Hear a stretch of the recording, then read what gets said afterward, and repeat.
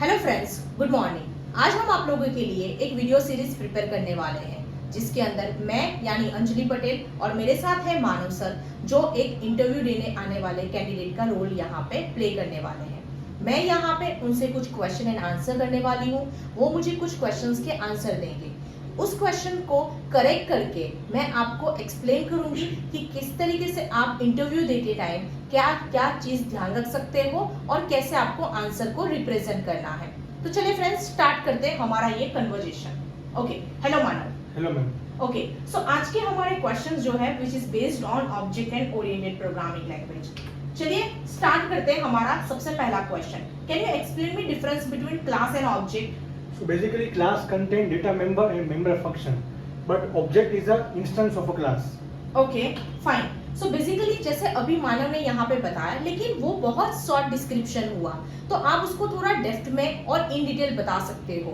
क्यों? क्योंकि जब आप जावा, पाइथन, डॉटनेट या पीएचपी जैसी हायर प्रोग्रामिंग के लिए अप्लाई कर रहे हो तो यही क्वेश्चन कॉमन होते हैं, लेकिन उसको थोड़ा सा डेप्थ में बताना बहुत जरूरी है। जैसे कि class is a user defined data type which is contain data member and member function, और ऑब्जेक्ट यानी one kind of variable या instance of class.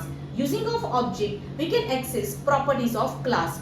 Friends, इसको ही मैं लाइव एग्जांपल के साथ अगर बताऊं कि जैसे कि व्हाट्सएप ग्रुप, आपका व्हाट्सएप ग्रुप जो है वो एक क्लास है, और उस क्लास के अंदर यानी वो व्हाट्सएप ग्रुप में आप अलग अलग मेंबर्स को ऐड करते हो, लेकिन वो मेंबर को ऐड करने का काम कौन करता है? एडमिन। तो यहाँ पे एडमिन जैसे एक्सेस करता है उसके मेंबर्स को, यहाँ पे भी क्लास में ऑब्जेक्ट जो है वो क्या करता है? डेटा मेंबर को ऐड कर सकता है, गेट कर सकता है, उसको एक्सेस कर सकता है। चलिए नेक्स्ट क्वेश्चन पे चलते हैं। What is meaning of constructor? So constructor is a special method that automatically called when we call the object. Okay fine. So question का आंसर राइट है, लेकिन फ्रेंड्स जब भी आप कोई भी क्वेश्चन को आप एक्सप्लेन कर रहे हो तो मेक श्योर आप इंटरव्यूअर के सामने देखो, राइट? यानी आई टू आई कांटेक्ट करके कॉन्फिडेंट के साथ आपको आंसर देना है। एक सिंपल सा क्वेश्चन है कि व्हाट इज कंस्ट्रक्टर, तो आप वहां पे बोल सकते हो कि constructor is a special member function, यानी जो कॉल होता है ऑटोमेटिकली जब आप ऑब्जेक्ट बनाते हो तभी वो इन्वॉक हो जाता है, यानी कॉल हो जाता है। चलिए यहाँ पे मुझे मानव, आप मुझे बताएं कि आप कंस्ट्रक्टर को कहाँ पे इंप्लीमेंट कर सकते हो? क्या जरूरी है मैं मेरे क्लास में कोई कंस्ट्रक्टर डिफाइन करूं? सो फ्रेंड्स, कंस्ट्रक्टर हम लोग कहाँ पे डिफाइन करते हैं? जब आपको पता ही है कि एक इंट्रोडक्शन पोर्शन ऑलवेज कॉल होने वाला है। फॉर एग्जाम्पल आपका करियर पोर्टल, आपके करियर पोर्टल में जब आप लॉग इन करते हो तो सभी के अंदर टर्म्स एंड कंडीशन का पहले से रोल आ जाता है, यानी कि एक टर्म्स एंड कंडीशन का आर्टिकल सबको मिलता है, यानी कि उसमें रूल क्या डिफाइन किया गया है? जितनी बार ऑब्जेक्ट क्रिएट होगा यानी जितनी बार अकाउंट बनेगा उतनी बार वो इंट्रोडक्शन पोर्शन जो है वो कॉल होना चाहिए। तो उसके लिए मैं एक मेथड बना के उसको कॉल करूं, उससे तो बेटर है ना कि मैं एक कंस्ट्रक्टर ही ले लूं। तो जितनी बार आप ऑब्जेक्ट बनाओगे वो ऑटोमेटिकली क्या हो जाएगा? कॉल हो जाएगा। तो इस तरीके से हम लोग क्लास यूज कर सकते हैं। दूसरा एक एग्जांपल, जैसे आप फ्लिपकार्ट जैसी वेबसाइट बना रहे हो तो आपको पता ही है कि आप इनिशियली चीजें कुछ डिफाइन करने वाले हो, जैसे कि यहाँ पे ऑफर्स, तो ऑफर्स आने ही वाली है। ऑफर्स चाहे कुछ भी हो लेकिन इतना % डिस्काउंट तो रहना ही वाला है, तो आप वो कंस्ट्रक्टर में डिफाइन कर सकते हो। ओके, जैसे मेरा नेक्स्ट क्वेश्चन था कि कंस्ट्रक्टर अगर मेरे प्रोग्राम में ना हो तो? जी नहीं, अगर ना भी हो या फिर हो कोई प्रॉब्लम नहीं है, बाय डिफॉल्ट वो अपनी सिस्टम एग्जीक्यूटेशन के टाइम पे एक कंस्ट्रक्टर को तो कॉल करता ही है। ओके, चले नेक्स्ट क्वेश्चन पे चलते हैं। Can you explain me types of constructor? So basically there are two types of constructor, default constructor and parameterized constructor. Okay, so Manav, can you explain me where we can use parameterized constructor? जब हमें कोई parameter देना है तब। Okay, लेकिन real world example में कहाँ पे आप अपने प्रोजेक्ट में कहाँ पे यूज करोगे कंस्ट्रक्टर का? जैसे कि लॉगिन नाम का एक कंस्ट्रक्टर है, उसमें मुझे 2 पैरामीटर देने हैं, ईमेल और पासवर्ड। तो मैं पासवर्ड। मेथड वहां पे यूज ना करूं, कंस्ट्रक्टर क्यों यूज करूं? क्योंकि जैसे लॉगिन है तो हर बार लॉगिन कॉल करना तो जरूरी नहीं है ना। जब तक मैं लॉगिन बटन पे क्लिक करूं तभी वो लॉगिन मेथड कॉल होनी चाहिए ना। तो वहां पे हम कंस्ट्रक्टर कैसे यूज करेंगे? सो फ्रेंड्स, आपने देखा यहाँ पे जब मैं लॉगिन बटन पे क्लिक करूंगी तब मैं मेथड को कॉल करूंगी, यानी कंस्ट्रक्टर हर बार ऑटोमेटिकली कॉल हो जाता है। तो वहां पे आपके हाथ में कंट्रोल नहीं रहता कि कब आपको उसको कॉल करना है, कब नहीं करना। मेथड जो है उसमें आपका कंट्रोल होता है कि कब आपको कॉल करना है, कब नहीं करना है। ओके, सो यहाँ पे 2 पॉइंट थे, एक डिफॉल्ट कंस्ट्रक्टर, एक पैरामीटराइज कंस्ट्रक्टर। डिफॉल्ट कंस्ट्रक्टर यानी बाय डिफॉल्ट कॉल होता है जो हमने अभी किया, और पैरामीटराइज कंस्ट्रक्टर यानी जब आप कंस्ट्रक्टर में कुछ डिटेल्स यहाँ पे इनिशियली कॉल करने वाले हो। जैसे कि फॉर एग्जांपल, आप जब कोई भी वेबसाइट में लॉग इन करते हो तो आपको ऐसा लिख के आता है, hello Anjali, welcome to Tops technology. Manav ने लॉगिन किया, hello Manav, welcome to Tops technology. तो उसको कैसे पता चला कि ये मानव है, ये अंजलि है? तो उसने पैरामीटर में क्या किया होगा, कुछ नाम आपके पास से एक्सेप्ट करवाए होंगे। तो जैसे ही नाम एक्सेप्ट किया, बाकी का सेंटेंस उसने एज यूजुअल रखा। तो जैसे ही ऑब्जेक्ट बनता है वो ऑटोमेटिकली वो नाम को कॉन्केट करके आपको वो मैसेज डिस्प्ले करके दिखा देता है। चले अभी इसके नेक्स्ट क्वेश्चन पे चलते हैं। नेक्स्ट क्वेश्चन है हमारा, can we declare constructor in a private mode? No, we can't declare constructor in private mode. क्यों? क्योंकि वो ऑटोमेटिकली कॉल हो जाता है इसलिए। लेकिन उसके लिए भी सपोज मान लो कि अगर मैं कंस्ट्रक्टर को ऑटोमेटिकली कॉल भी कर रही हूँ, लेकिन उसका प्राइवेट मोड से क्या लेना देना? ये प्राइवेट में जो होता है वो हम उसके बाहर एक्सेस नहीं कर सकते इसलिए। ओके, लेकिन फ्रेंड्स आप इसको यहाँ पे ऐसे रिप्रेजेंट कर सकते हो कि कंस्ट्रक्टर जो है वो ऑटोमेटिकली कॉल होता है जब हम ऑब्जेक्ट बनाते हैं, लेकिन आपको क्लियर पता है कि हम क्लास का ऑब्जेक्ट कहाँ पे बनाएंगे, आउटसाइड द क्लास, यानी इनसाइड द मेन फंक्शन। जब आप मेन फंक्शन के अंदर ऑब्जेक्ट बनाते हो तो उस टाइम पे क्लास का ऑब्जेक्ट जो है जैसे ही क्रिएट होता है वो कंस्ट्रक्टर को कॉल करेगा। लेकिन वहां पे पॉइंट ये आ जाता है कि अगर आपने कंस्ट्रक्टर प्राइवेट मोड में डिफाइन किया है तो आपका कंस्ट्रक्टर क्लास की बाहर एक्सेस नहीं हो पाएगा और वहां पे क्या आएगी, एरर आएगी। तो ये एरर ना आए उसके लिए आपको कंस्ट्रक्टर को पब्लिक मोड में ही डिफाइन करना होगा। Is it clear? ओके, चले नेक्स्ट क्वेश्चन पे चलते हैं। Can we define constructor in class? How we can define, sorry cut it. Okay, how we can define constructor in class? We can define constructor in a public mode. Okay, लेकिन यहाँ पे question ऐसा नहीं था कि आप constructor को किस तरीके से डिफाइन कर सकते हो क्लास के अंदर। तो सबसे पहले कंस्ट्रक्टर का नाम और क्लास का नाम दोनों का नाम सेम होता है। तो अगर मुझे कंस्ट्रक्टर को मेरे क्लास के अंदर लिखना है तो मैं यहाँ पे क्या लिखूंगी, क्लास नेम, और फिर उसके अंदर बॉडी के अंदर आपको as a same name class का नाम लिखना है विद पैरेंथेसिस। मेक श्योर आप अपने कंस्ट्रक्टर को एज अ पब्लिक मोड में डिफाइन करो। एंड ये बहुत इंपॉर्टेंट चीज है कि constructor does not return any value, क्योंकि आपका कंस्ट्रक्टर जो है वो कोई भी वैल्यू रिटर्न नहीं करेगा। क्यों? क्योंकि जब आप क्लास का ऑब्जेक्ट बनाते हो वो ऑटोमेटिकली कॉल होता है, तो उसको रिसीव करने के लिए कोई ऑब्जेक्ट वहां पे नहीं होगा। तो ये चीज आपको ध्यान में रखनी है। इसी तरीके से आप अपना कंस्ट्रक्टर डिफाइन कर सकते हो। चले नेक्स्ट क्वेश्चन पे चलते हैं। What is inheritance and how many types of inheritance? So when one class inherits the properties of another class is called inheritance. मैं आपको एग्जांपल दूं तो आपके पापा की प्रॉपर्टी आपको मिलेगी, तो वो क्या हुआ, इनहेरिटेंस हुआ।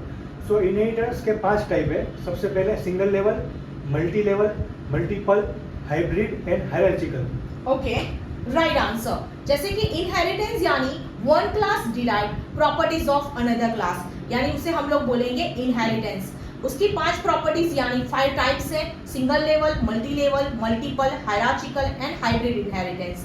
लेकिन Manav, can you explain me why we use inheritance? What are the benefits of inheritance?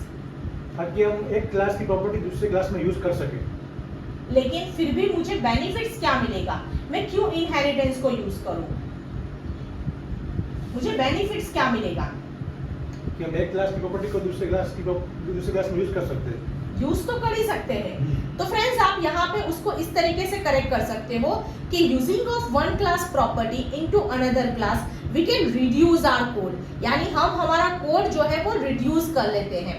Code reduce होने की वजह से हम हमारा टाइम जो है वो भी सेव कर लेते हैं। यानी एक चीज जब आपने पहले से डिफाइन करके रखी है तो आपको बार बार जो है उसको रिवाइज करने की जरूरत नहीं है। मैं सिंपल एग्जांपल लेती हूँ, जैसे कि सपोज आप पनीर की सब्जी बना रहे हो, राइट? तो आपने ग्रेवी बना के पहले से रख दी है। अगर आप उसको अलग अलग चेंजेस करने वाले हो तो आप वहां पे आपने पनीर कट करके रखा हुआ है, तो आप उसको बार बार अलग अलग नहीं डिफाइन करोगे। जो आपने पहले से कट करके रखा होगा वही आप हर एक सिस्टम के अंदर यानी हर एक ग्रेवी में ऐड ऑन करते जाओगे, राइट? तो ये क्या हुआ, एक क्लास में जो पहले से आपने डिफाइन करके रखा हुआ था आप उसको अलग अलग क्लास में क्या कर रहे हो, रीयूज कर रहे हो। रीयूज करने से आपका काम सेव हो जाएगा और आपका टाइम जो है वो क्या हो जाएगा, रिड्यूस हो जाएगा। तो because of inheritance we can reduce our code, reusability मिलती है, टाइम हमारा सेव हो जाता है। चले नेक्स्ट क्वेश्चन पे चलते हैं। What is meaning of encapsulation? Encapsulation का मतलब होता है कि हमारा जो डेटा है वो हम सेव कर सकते हैं। सेव कर सकते हैं, ओके। सो बेसिकली मैं अगर बोलूं कि वो तो पूरा ओओपी कॉन्सेप्ट जो है वही सेव करता है ना, तो यहाँ पे कैसे एनकैप्सुलेशन किस तरीके से सेव करता है? कोई नहीं, यहाँ पे मैं आपको बताती हूँ। एनकैप्सुलेशन यानी बंडल करना, data member and member function को एक ही ग्रुप के अंदर बंडल करके रखना।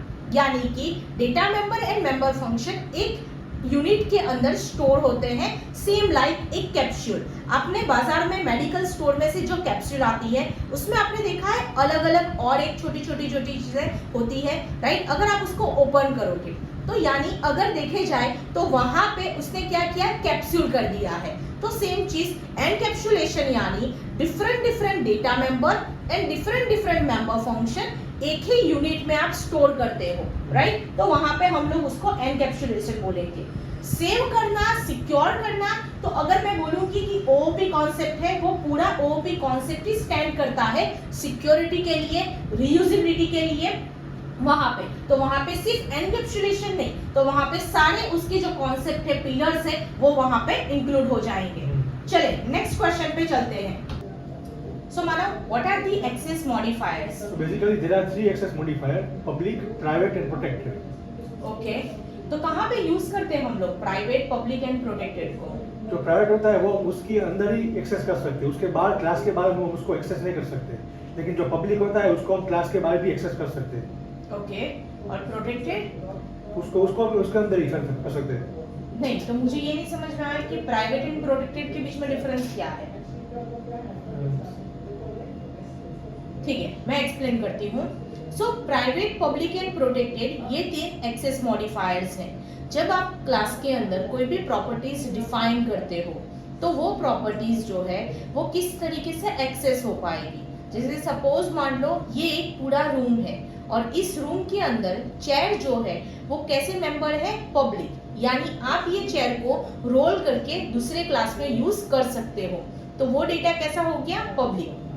लेकिन जैसे कि सपोज ये टीवी, तो ये टीवी यहाँ पे क्या किया हुआ है, फिक्स किया हुआ है, दैट मींस ये कैसा डेटा मेंबर हो गया, प्राइवेट, यानी इसकी हद कहाँ तक है, ये क्लास तक ही, यानी ये क्लास के अंदर ही आप इस टीवी को यूज कर सकते हो, तो वो डेटा मेंबर हुआ प्राइवेट। पब्लिक जो मैंने चेयर का बताया। प्रोटेक्टेड यानी क्या, प्रोटेक्टेड यानी which is only accessible by own class and child class, यानी वो अपने क्लास को तो एक्सेस कर ही सकता है लेकिन दूसरा जो उसका चाइल्ड क्लास है वो भी कर सकता है। जैसे कि सिंपल सी एग्जांपल है कि आपके घर के अंदर बहुत सारी ऐसी प्रॉपर्टी है जिसके ओनर आपके फादर है, लेकिन आपके फादर के साथ साथ आप भी वो प्रॉपर्टी को क्या कर सकते हो, एक्सेस कर सकते हो, लेकिन आपके जो आसपास के पड़ोसी हैं वो प्रॉपर्टी को एक्सेस नहीं कर सकते। ऐसा कभी देखा है आपने कि आपका गार्डन जो है, आपके पड़ोसी आके उस गार्डन को जो देख रहे हैं उसमें से फ्लावर्स वगैरह जो है वो पिक कर रहे हैं, ऐसा नहीं होगा, राइट? क्यों? क्योंकि वो किसकी ओनर प्रॉपर्टी है, आपके फादर की, और सेम प्रॉपर्टी आपकी प्रॉपर्टी है, तो वहां पे डेटा मेंबर कैसा हो गया, प्रोटेक्टेड। तो यानी ये तीन जो है वो एक्सेस मॉडिफायर्स हैं जिससे आप डेटा को क्या कर सकते हो, रिस्ट्रिक्ट कर सकते हो और डेटा को यहाँ पे लिमिटेशन दे सकते हो। इसे हम लोग दूसरे वे में, एक्सेस मॉडिफायर को हम कौन से वे में भी बुला सकते हैं, अगर मैं उसका दूसरा नाम बोलूं तो, एनी आइडिया? एक्सेस मॉडिफायर को हम विजिबिलिटी मोड्स भी बोल सकते हैं। यानी अगर सपोज आपको कोई इंटरव्यू में ये भी पूछ सकता है कि एक्सेस मॉडिफायर क्या है या कितने हैं, या फिर ऐसा भी बोल सकते हैं कि विजिबिलिटी मोड्स कितने हैं, तो access modifier and visibility modes दोनों का मीनिंग एक ही होता है, private, public and protected. And friends, आप जानते हो C++ के अंदर 3 है, प्राइवेट, पब्लिक एंड प्रोटेक्टेड। लेकिन अगर मैं जावा लैंग्वेज की बात करूं तो वहां पे 4 एक्सेस मॉडिफायर्स हैं, private, public, protected and fourth one is default. चले नेक्स्ट चलते हैं नेक्स्ट क्वेश्चन पे। Difference between methods and function. So function declare outside the class while method declare inside the class. Okay, लेकिन कहाँ पे, जैसे example आप मुझे बताओ कि कहाँ पे अपने इसको यूज कर सकते हैं। ओके, सो बेसिकली अगर मैं बात करूं मेथड्स एंड फंक्शन की, तो मेथड्स यानी कि जो आपके क्लास के अंदर डिक्लेयर होती है, यानी जिसे हम क्लास के ऑब्जेक्ट के जरिए ही एक्सेस कर सकते हैं। लेकिन अगर मैं फंक्शन की बात करूं तो फंक्शन जो है वो क्लास के बाहर डिक्लेयर होते हैं। फंक्शंस आर इंडिपेंडेंटली, यानी फॉर एग्जांपल आपने वॉइड मेन लिखा और वॉइड मेन के साथ आप एक दूसरा भी फंक्शन बनाते हो एडिशन, तो वो दोनों एक दूसरे से अलग है। आप एडिशन फंक्शन को कॉल करवा सकते हो मेन फंक्शन के अंदर, तो वो इंडिपेंडेंट हो गया और उसे आप फंक्शन बुलाओगे। लेकिन जैसे कि सपोज मान लो आपने यहाँ पे देखा कि कोई एक क्लास के अंदर आपने अलग अलग मेथड बना दी, स्टूडेंट करके क्लास बनाया, उसमें इनपुट डेटा, डिस्प्ले डेटा, तो इसे हम क्या बोलेंगे, मेथड्स। क्यों? क्योंकि वो क्लास के ऑब्जेक्ट से एक्सेस होती है, यानी which are dependent on class and object. जब तक ऑब्जेक्ट उसको एक्सेस नहीं करता तब तक वो मेथड एक्सेस नहीं होने वाली। चले नेक्स्ट क्वेश्चन पे चलते हैं। What is meaning of polymorphism? So basically poly means many and morphism means forms. So many forms. So one class has many forms is called polymorphism. Right answer. Right? So poly means many and morphism means forms. Polymorphism is derived from Greek word. यानी ये polymorphism जो word आया है ना, वो Greek word है, right? उसका meaning ही होता है एक नाम की अलग अलग मेथड। मैं आपको एग्जांपल देती हूँ, जैसे कि suppose a woman, right? Woman के अलग अलग रोल होते हैं अलग अलग जगह पे। वो किसी की वाइफ हो सकती है, किसी की डॉटर हो सकती है, किसी की सिस्टर हो सकती है, कहाँ पे एम्प्लॉय हो सकती है, राइट? तो आपने देखा कि एक ही पर्सन है, पर्सन एक ही है, लेकिन उसके इतने सारे अलग अलग अलग फॉर्म्स हैं। यानी जब जैसी जरूरत पड़ रही है, कटे, okay, right answer. Polymorphism means, poly means many and morphism means forms. यानी polymorphism is derived from Greek word. यानी अगर अपने देखे पॉलीमॉर्फिज्म का मीनिंग ही ये होता है कि एक नाम की मेथड के डिफरेंट डिफरेंट फॉर्म्स। पॉलीमॉर्फिज्म का अगर बेस्ट एग्जांपल अगर हम लोग समझे तो वो है यहाँ पे वुमन। वुमन जिसके अलग अलग रोल होते हैं अलग अलग जगह पे, जैसे कि वो किसी की वाइफ हो सकती है, किसी की मदर हो सकती है, किसी की स्टूडेंट हो सकती है, किसी की एम्प्लॉय हो सकती है, राइट? पर्सन एक ही है लेकिन अलग अलग जगह पे उसके अलग अलग रोल होते हैं। तो उसी तरीके से पॉलीमॉर्फिज्म जो है वहां पे एक ही नाम के अलग अलग फॉर्म्स है। अभी रियल वर्ल्ड में कहाँ पे यूज होता है पॉलीमॉर्फिज्म? जैसे कि बटन, तो बटन की भी क्लिक इवेंट होती है, इमेज की भी क्लिक इवेंट होती है, टेक्स्ट की भी क्लिक इवेंट होती है। तो आपने देखा क्लिक इवेंट करके मेथड आप एक बना रहे हो, लेकिन वो चाहे आप बटन पे अप्लाई करो या फिर इमेज पे अप्लाई करो या फिर टेक्स्ट पे अप्लाई करो, वो क्लिक इवेंट का नाम तो क्लिक इवेंट ही रहने वाला है, राइट? तो वहां पे क्या आ जाता है, पॉलीमॉर्फिज्म का कॉन्सेप्ट आता है। चलिए, okay, can you explain me types of polymorphism?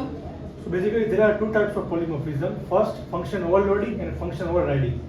Okay, so function overloading and function overriding, जिसे हम method overloading and method overriding भी कहते हैं, तो उसके बीच में आप मुझे थोड़ा एक्सप्लेन कर पाओगे? फंक्शन मेथड ओवरलोडिंग का मतलब होता है कि सेम क्लास पर different parameter. Okay, method overriding का मतलब होता है कि सेम पैरामीटर पर different method. Sorry, can you explain again? Method overriding, okay, so method overloading मतलब एक क्लास जो होता है उसमें मेथड के नेम तो सेम होते हैं लेकिन उसके सिग्नेचर यानी उसके पैरामीटर्स जो होते हैं वो डिफरेंट डिफरेंट होते हैं। अगर मैं सेम वे मेथड ओवरराइडिंग की बात करूं तो मेथड ओवरराइडिंग मतलब दो क्लास होते हैं यानी एक पेरेंट क्लास और एक child class. Parent and child दोनों के पास सेम प्रॉपर्टी होती है, उसमें ना पैरामीटर्स अलग होते हैं ना मेथड के नाम। ओके जैसे कि एग्जांपल है, मेरे पास मैं दो सेम कंपनी के फोन लेके क्या करूंगी। मान लो मेरे पास सैमसंग गैलेक्सी है और दूसरा फोन भी सैमसंग गैलेक्सी है, मैं दोनों फोन सेम ब्रांड के लेके क्या करूंगी, राइट है राइट। तो वहां पे क्या आ जाता है मेथड ओवरलोडिंग, वो मेरे लिए पॉसिबल नहीं है। लेकिन हाँ मैं दो अलग अलग ब्रांड के दो फोन रख सकती हूँ, तो यानी मेथड के नाम आप सेम रख सकते हो। क्या रखा, दो मोबाइल है लेकिन अलग अलग ब्रांड के, राइट। तो मेथड ओवरलोडिंग यानी मेथड के नाम सेम रहेंगे लेकिन उसमें पैरामीटर्स जो होते हैं यानी सिग्नेचर वो अलग रहेंगे। लेकिन देयर आर पॉसिबिलिटीज कि मेरे फादर के पास भी सैमसंग का डिवाइस है और मेरे पास भी सैमसंग का डिवाइस है, यानी कि पेरेंट एंड चाइल्ड के पास सेम डिवाइस सेम ब्रांड हो सकती है, यानी पेरेंट एंड चाइल्ड के पास सेम नाम की मेथड विद सेम सिग्नेचर यानी सेम पैरामीटर हो सकता है, उसे हम बोलेंगे मेथड ओवरराइडिंग। ओके चले नेक्स्ट क्वेश्चन पे चलते हैं। ओके सो स्टार्ट करते हैं हमारा next question. What is meaning of abstraction? Abstraction is used to hide the details, hide some details. Okay लेकिन कौन सी डिटेल्स और क्यों? जैसे कि आपका अकाउंट नंबर है बैंक का, वो फिर अकाउंट का नंबर है, फिर ये सब। ओके ATM पिन सो है। कहीं ना कहीं अपने एब्स्ट्रैक्शन के कॉन्सेप्ट की बात करें तो ये बोल सकते हैं, हाइड डिटेल्स नहीं बोल सकते लेकिन हाँ वो बोल सकते हैं कि टू हाइड इम्प्लीमेंटेशन, यानी वो क्या करता है सिर्फ मेथड को डिक्लेयर करता है, मेथड को डिफाइन नहीं करता। फॉर एग्जाम्पल जैसे सपोज एक पेरेंट है राइट, उसने क्या किया, दो बॉक्स मंगवाए और दोनों बॉक्स अपने दो चाइल्ड को दे दिए। अभी दूसरे चाइल्ड को पता लग जाएगा कि पहले चाइल्ड को क्या मिला है बॉक्स के अंदर, क्यों, क्योंकि पेरेंट ने दोनों बॉक्स जो है वो ओपन दिए थे, तो दोनों चाइल्ड के बीच में कोई भी प्रॉपर्टीज हिडन नहीं रही। सेम चीज होती है कि फॉर एग्जांपल आरबीआई ने कोई गाइडलाइंस पास ऑन की, उसने क्या किया, वो गाइडलाइंस सभी को दे दी, तो यानी वो सारी गाइडलाइंस सभी बैंक्स को यहाँ पे क्या करनी पड़ेगी, अडॉप्ट करनी पड़ेगी। तो यानी कोई भी बैंक के बीच में वो गाइडलाइन जो है वो क्या रही, हिडन नहीं रही, यानी वो नॉर्मल ये होता है। लेकिन अगर एक काम करें कि आरबीआई सबको गाइडलाइन का एक वहां पे रेट ऑफ इंटरेस्ट करके एक मैटर बना के दे, उसमें कुछ भी ना लिखे और वो मैटर इंप्लीमेंट करनी हो रिस्पेक्टिव बैंक्स को, तो वो चीज कैसे पॉसिबल होती है, तो वहां पे क्या जाता है एब्स्ट्रैक्शन कॉन्सेप्ट। एब्स्ट्रैक्शन कॉन्सेप्ट यानी to hide implementation, to represent only few information, यानी जितनी इंफॉर्मेशन की जरूरत है उतनी ही इंफॉर्मेशन वो रिप्रेजेंट करेगा, बाकी की इंफॉर्मेशन को वो हाइड कर देगा। यानी जब आप इनहेरिटेंस कॉन्सेप्ट यूज करते हो तो पेरेंट की सारी प्रॉपर्टीज एक्सेस कर लेते हो, लेकिन वहां पे अगर हाइड करवाना है कुछ डेटा और आप चाइल्ड के पास से कुछ इंप्लीमेंट करवाना चाहते हो तो वहां पे आप एब्स्ट्रैक्शन कॉन्सेप्ट यूज करते हो। चले नेक्स्ट क्वेश्चन पे। Okay, can you explain me what is meaning of abstract class and abstract methods? By using of abstract class, we can access the abstract method. Okay, लेकिन यही चीज अपने यहाँ पे थोड़ा डेप्थ में बोले और अच्छे से समझे तो एब्स्ट्रैक्शन का जो कॉन्सेप्ट है right, which is achieve by abstract class, और एब्स्ट्रैक्ट क्लास यानी which is contain abstract methods, यानी एब्स्ट्रैक्ट क्लास जो है वो एब्स्ट्रैक्ट मैथड्स को कंटेन करता है। एब्स्ट्रैक्ट मैथड यानी which contain only method declaration, जिसमें कोई भी मैथड बॉडी ना हो, उसे हम लोग क्या बोलेंगे, एब्स्ट्रैक्ट मैथड बोलेंगे। और एब्स्ट्रैक्ट मैथड बनाने के लिए आपको एब्स्ट्रैक्ट कीवर्ड का यूज करना पड़ेगा। सेम अगर आपको क्लास को एब्स्ट्रैक्ट बनाना है तो वहां पे भी आपको एब्स्ट्रैक्ट कीवर्ड लगाना पड़ेगा, और ये जो प्रोसेस हो रही है उसे हम सिंपल वे में क्या बोलेंगे, एब्स्ट्रैक्शन। ठीक है, चलिए नेक्स्ट क्वेश्चन पे चलते हैं। Can you explain me this and super keywords? These keywords used to specify the variable or method. जैसे कि आपने डिफाइन किया a equals to a, तो ये ए किसका है और ये ए किसका है, उसको डिफाइन करने के लिए मैं यूज करूंगा दिस पॉइंटर। ओके, लेकिन दिस में कहाँ पे यूज कर सकती हूँ और सुपर कहाँ पे यूज कर सकती हूँ? दिस आपको मेथड के अंदर यूज करना है। तो सुपर भी तो मैं मेथड के अंदर यूज कर सकती हूँ ना। दोनों के बीच में डिफरेंस क्या है? दिस और सुपर के बीच में कहाँ पे डिफरेंस है?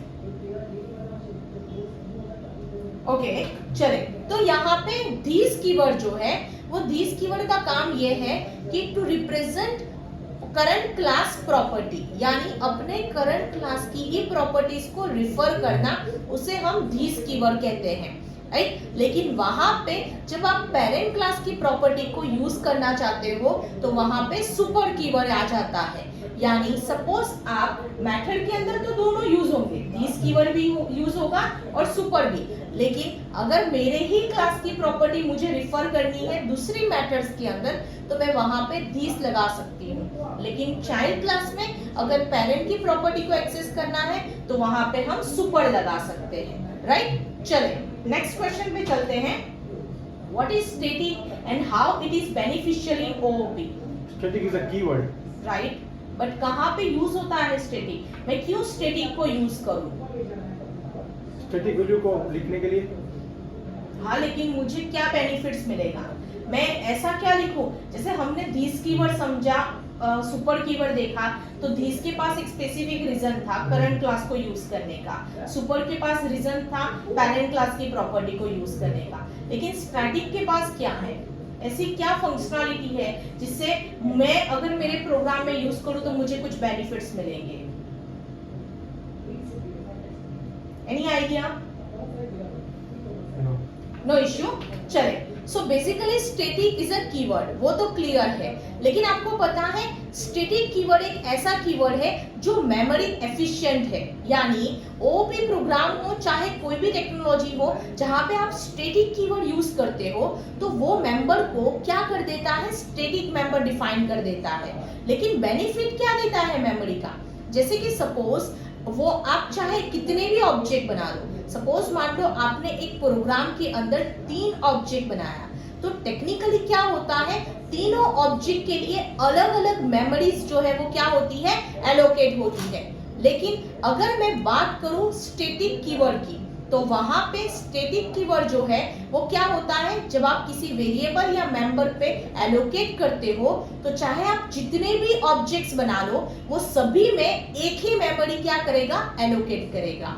मैं इसका रियल एग्जांपल अगर आपको बताऊं, फॉर एग्जांपल फेसबुक में लाइक का बटन, फेसबुक में लाइक का जो बटन है वो कहाँ पे हम यूज करते हैं? तो जैसे सपोज मान लो आपने कोई एक पोस्ट रखी, जैसे अंजलि ने एक पोस्ट वहां पे रखी, तो क्या हो रहा है वहां पे? वो पोस्ट जो है वो अंजलि ने यहाँ पे रख दी है। अभी अंजलि एक ऑब्जेक्ट हुई, मानव ने वो पोस्ट को लाइक किया तो मानव भी एक ऑब्जेक्ट हुआ, राइट। लेकिन वहां पे अंजलि की जो पोस्ट थी उसकी लाइक 0 थी, मानव ने जब उस लाइक पे क्लिक किया तो 0 + 1 यानी क्या हो गया? वो लाइक इंक्रीज हो गई। अभी तीसरा एक ऑब्जेक्ट आता है वहां पे राज करके, उस राज ने क्या किया? वहां पे 1 + 1 दैट मींस की लाइक की, तो वहां पे वापस से 0 से स्टार्ट नहीं होगा। अगर आपने स्टैटिक यूज नहीं किया होगा तो हर बार हर ऑब्जेक्ट क्रिएशन पे वो मेमोरी एलोकेशन न्यू से स्टार्ट करेगा, यानी 0 से। मानव के टाइम पे भी 0 से, अंजलि के टाइम पे भी 0 से और राज के टाइम पे भी 0 से। लेकिन अगर मैंने स्टैटिक वहां पे लगाया होगा तो वो मेंबर क्या करेगा? कितने भी ऑब्जेक्ट बना लो उसकी मेमोरी जो है वो हर बार न्यू जनरेट नहीं करेगा, वो क्या करेगा? 1 से 2, 2 से 3 यानी उसकी पुरानी मेमोरी में ही कंटिन्यू होगी। यानी जब आपको ये लाइक है या फिर ऐसी कोई चीज इंप्लीमेंट करवानी है जो मल्टीपल ऑब्जेक्ट के बीच में एक ही रहनी चाहिए, कॉमन रहनी चाहिए, मेमोरी एलोकेट एक के बीच में ही होना चाहिए, तो वहां पे आप स्टैटिक को यूज कर सकते हैं। This is the most important functionality. Using of static we can allocate memory once in a program, यानी यूजिंग ऑफ स्टैटिक पूरे प्रोग्राम में हम मेमोरी एलोकेशन सिर्फ एक बार ही कर सकते हैं। चले नेक्स्ट क्वेश्चन पे चलते हैं। What is aggregation?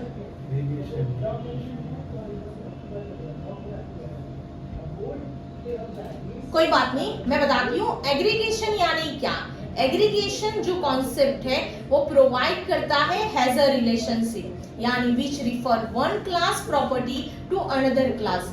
आपने अब तक इनहेरिटेंस देखा हुआ है। इनहेरिटेंस मतलब पेरेंट की सारी प्रॉपर्टीज चाइल्ड एक्सेस करता है। आप कहीं पे लिमिट नहीं दे सकते कि भाई इतनी प्रॉपर्टी तो यूज कर सकता है, इतनी नहीं यूज कर सकता। लेकिन जब आप रिस्ट्रिक्शन देना चाहते हो कि इतनी प्रॉपर्टी एक्सेस करनी है, इतनी नहीं करनी है, और आप सिर्फ रिफर करवाना चाहते हो, तो वहां पे आप एग्रीगेशन कॉन्सेप्ट यूज करते हो। Aggregation has a relationship provide करता है, जबकि इनहेरिटेंस जो है वो इजी रिलेशनशिप प्रोवाइड करता है।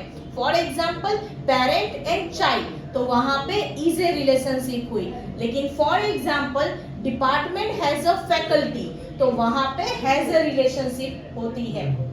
चले, difference between abstract and interface.